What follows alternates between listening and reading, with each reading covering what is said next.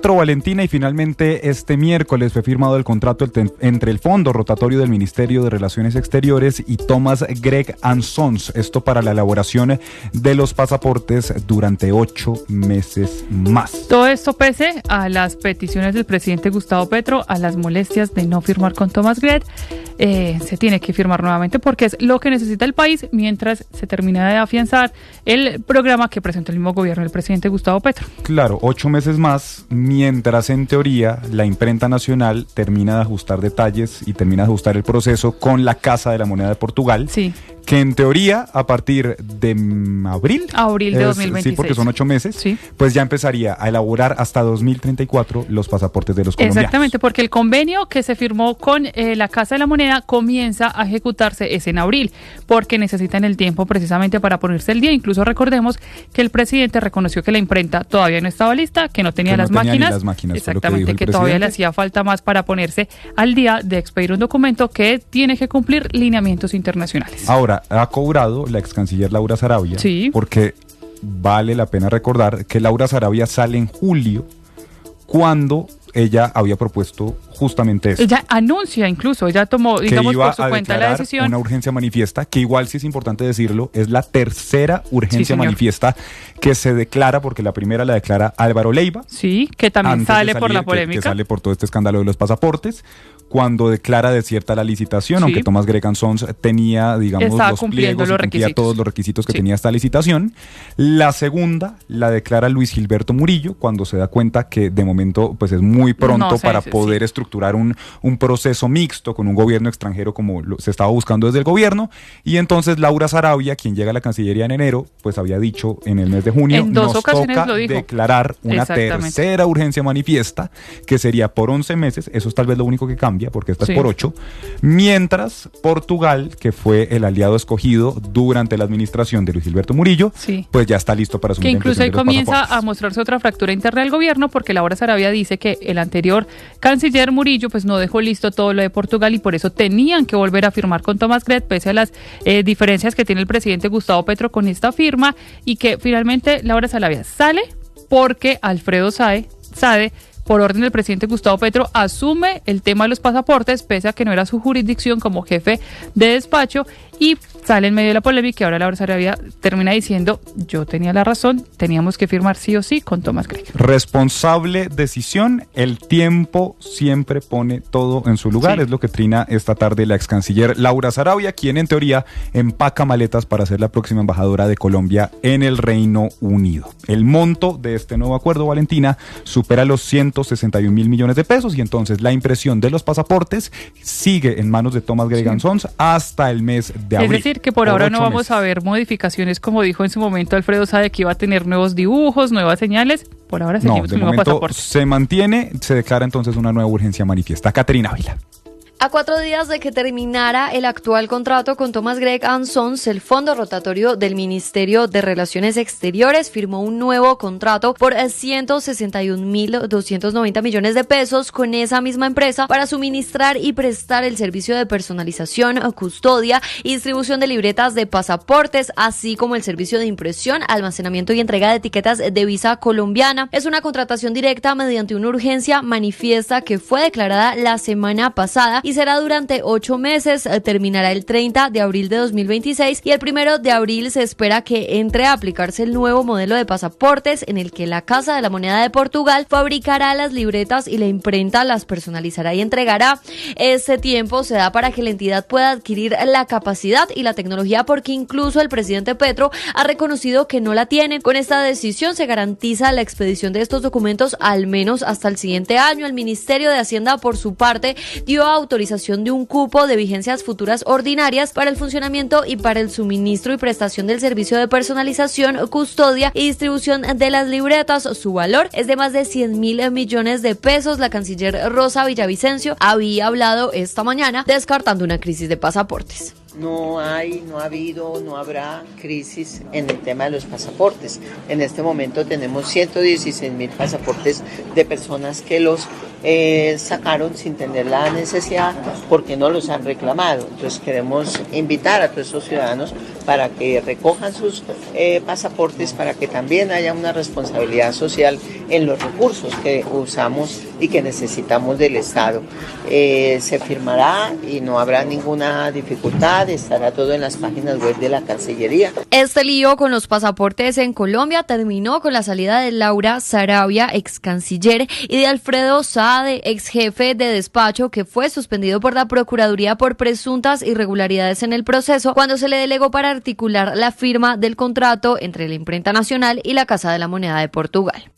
Gracias, Catherine. Hablamos ahora del tema de orden público en nuestro país. Dice el ministro de Defensa, el general en retiro Pedro Sánchez, que la toma y el control de la zona del Cañón del Micay en el Cauca es irreversible, en esto por los recientes resultados, pero también por la entrega de alias Kevin, considerado el máximo cabecilla de la estructura Carlos Patiño de las disidencias allí en el departamento del Cauca. Este hombre está buscando preacuerdos con la Fiscalía y, entre tanto, ya se están reajustando precisamente el organigrama de este grupo ilegal allí en el suroccidente de Colombia. Felipe García.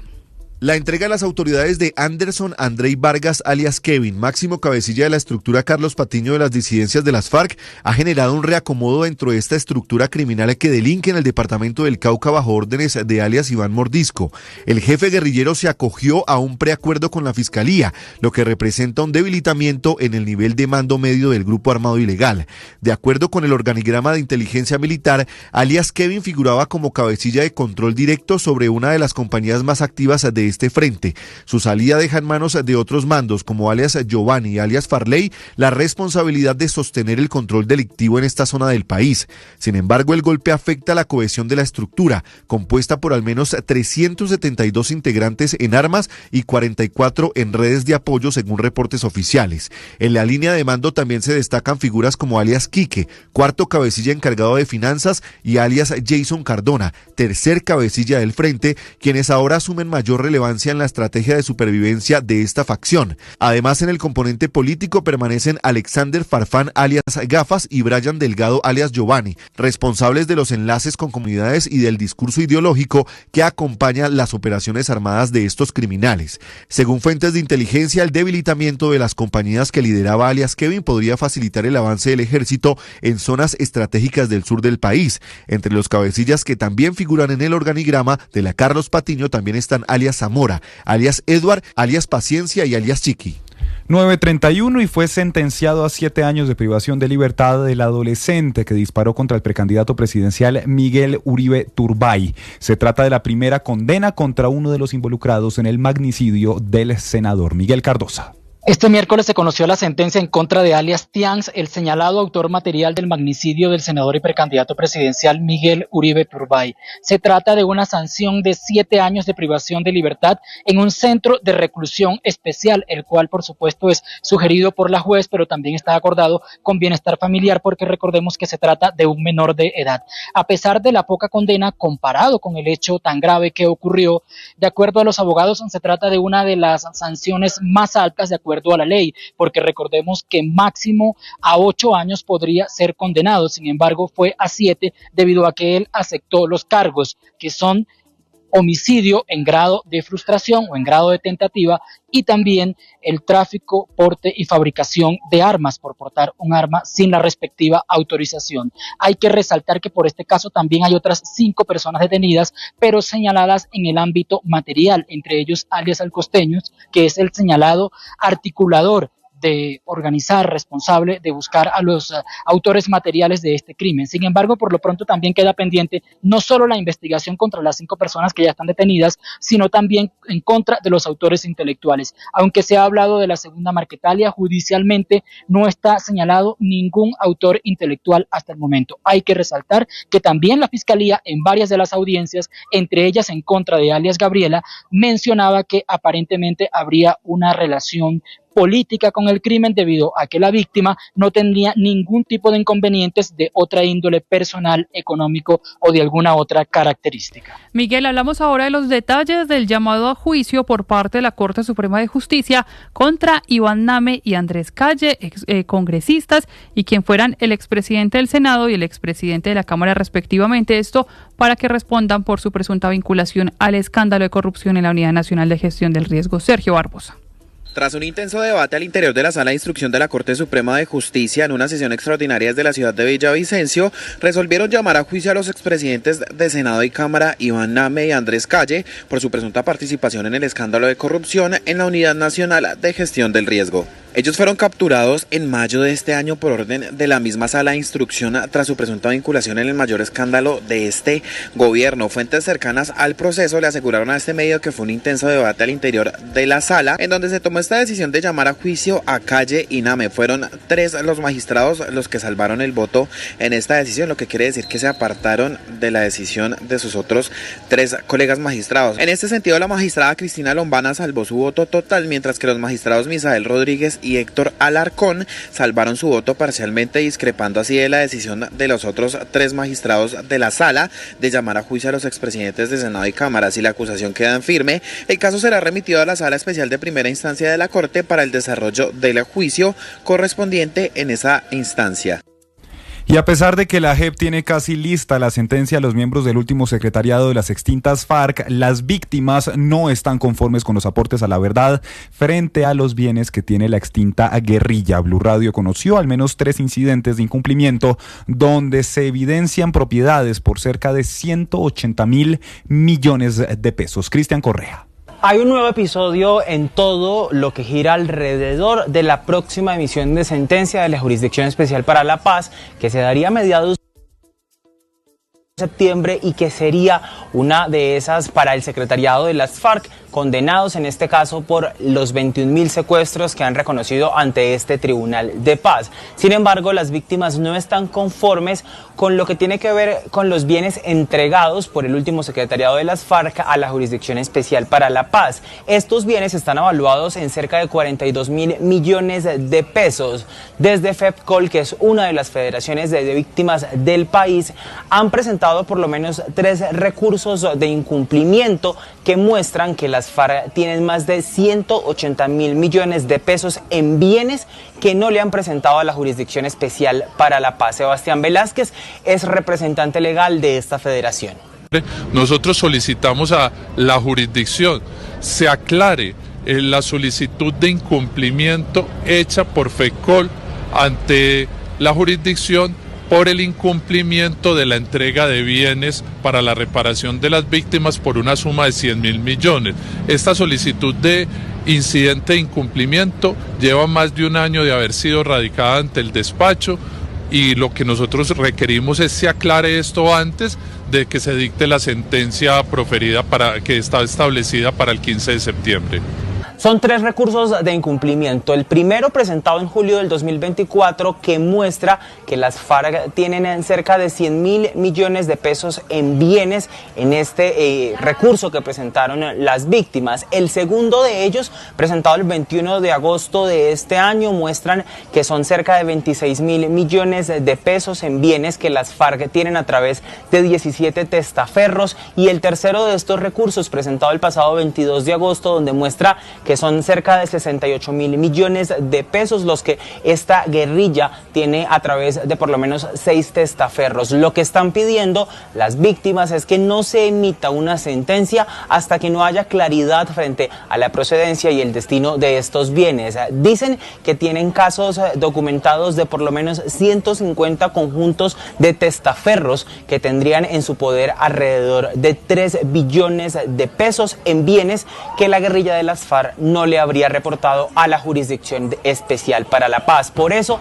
están pidiendo que el secretariado de las FARC, los 6 miembros que están como comparecientes, sean expulsados de esta justicia transicional. Cristian, y hablamos ahora del pronunciamiento que hizo el colegio de donde estudia la niña Valeria Afanador, que recordemos completa ya 17 días desaparecida en Cajicá, en Cundinamarca. En este pronunciamiento, la institución explica lo que se mencionó en una reunión de padres que se adelantó de manera virtual. Nicolás Rodríguez.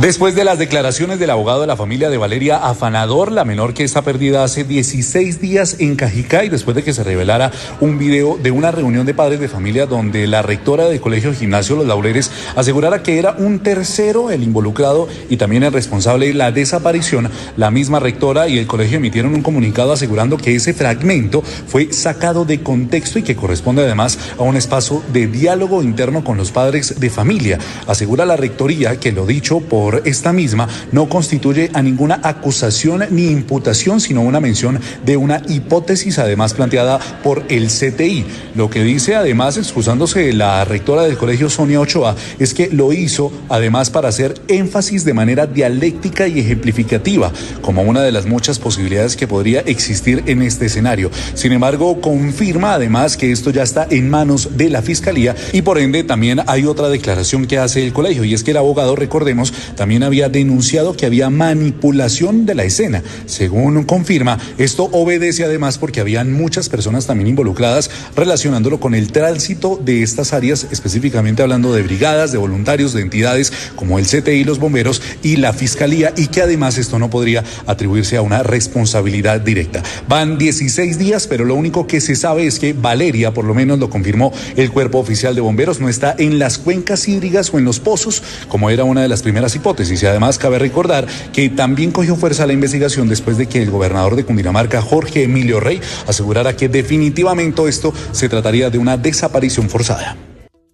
9:40. Nicolás, gracias. Sebastián Rivera, director de la Unidad Administrativa de Alimentación Escolar, habló con Blue Radio y respondió a la advertencia de la Contraloría. Explicó que el gobierno nacional ha duplicado los recursos destinados al PAE, pero que alcaldías y gobernaciones han recortado o no aumentado sus aportes, generando un déficit de 1.2 billones de pesos. Jessica Gutiérrez. Cabe recordar que recientemente la Contraloría General de la República advirtió que más de 3 millones de niños en Colombia podrían quedarse sin el programa de alimentación escolar PAE por falta de recursos. Ante este panorama, el director de la Unidad Administrativa de Alimentación Escolar UAPA, Sebastián Rivera, aseguró en entrevista con Blue Radio que el gobierno nacional ha cumplido con su obligación de financiar el programa, mientras que varias entidades territoriales han desfinanciado sus aportes, pues afirmó que hay 47 entidades que retiraron 404.000 millones de pesos de la financiación del PAE en este 2025 y que 51 más no realizaron aumentos reales en sus presupuestos, lo que representa un faltante adicional de 800.000 millones de pesos en total, con un déficit que asciende a 1,2 billones de pesos. Que no hicieron un aumento real del presupuesto para la vigencia 2025. Eso tiene un impacto presupuestal de 800.000 millones de pesos. Entonces, si no hay un aumento real del presupuesto por 800.000 millones de pesos, más 404.000 millones de pesos que se quitaron de lo que venía el año pasado, pues estamos haciendo un desfinanciamiento de 1.2 billones de pesos. Esa es la situación que nosotros identificamos y nos estamos sentando con estas 3 entidades territoriales para ver de qué manera ellos van a garantizar la continuidad del programa de alimentación escolar para lo que queda del calendario académico. Además, afirmó que el señalamiento de la Contraloría no recae en la UAPA, sino en los gobiernos locales, que son los que no han cumplido con esta normativa.